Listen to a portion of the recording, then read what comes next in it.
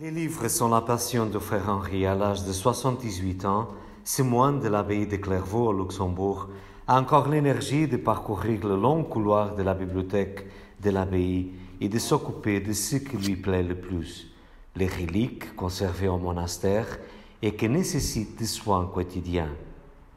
Un des couloirs de la bibliothèque est rempli d'exemplaires de la Bible en français. Bientôt, ces étagères en accueilleront une autre Bible, traduction liturgique avec des notes explicatives qui vient d'être mise en vente au public. L'idée de publier une Bible avec des notes explicatives lui est venue à Paris après avoir entendu la demande d'une cliente. Mais est-ce qu'il y a des notes dans cette Bible-là? Alors le vendeur a répondu très honnêtement, il y en a, mais elles sont très brèves, parce qu'en effet, dans cette Bible-là, il y a uniquement des petites notes qui justifient la traduction, mais qui n'expliquent pas le texte.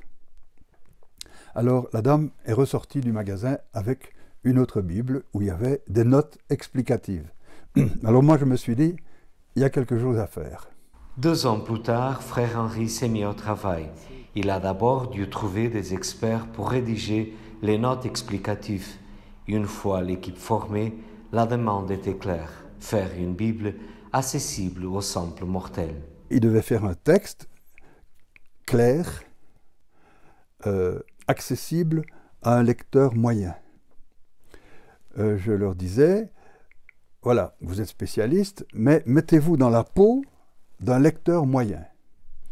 Vous lisez tranquillement le texte et vous butez sur un mot, une expression, un usage qui vous paraissent difficiles à comprendre, bizarres. Alors à ce moment-là, vous, le spécialiste, vous mettez une note en bas de page pour expliquer le mot. Alors ce qu'il y a de nouveau dans cette Bible-ci, par rapport à l'édition de 2013, que nous reprenons intégralement, nous avons ajouté à la 2013 plus de 25 000 notes explicatives. C'est ça la nouveauté. Plus certaines nouveautés aussi, par exemple, au début de chaque livre biblique, il y a le plan détaillé du livre, ce qui est très pratique quand on veut avoir une vue d'ensemble d'un livre. Et puis quelques autres nouveautés. Mais quelle année vous avez... 4 ans. 4 ans Ouais. pour arriver... Oui, je me suis décidé en exactement 4 ans, début octobre 2016. Le résultat de son labeur sera publié officiellement ce mercredi 30 septembre, l'anniversaire de la mort de Saint Jérôme, père de l'Église et traducteur de la Vulgate. Presque 2000 ans après la traduction de Saint Jérôme, la nouvelle Bible veut favoriser la mémorisation ainsi que la compréhension. C'est la seule Bible de langue française qui a été traduite pour les lèvres et pour les oreilles. Pour les lèvres, on a tenu compte de la difficulté ou de la facilité à prononcer certains mots, certaines phrases. Et puis surtout, on a produit un texte qui devait être compréhensible à l'audition sans qu'on ait le texte sous les yeux.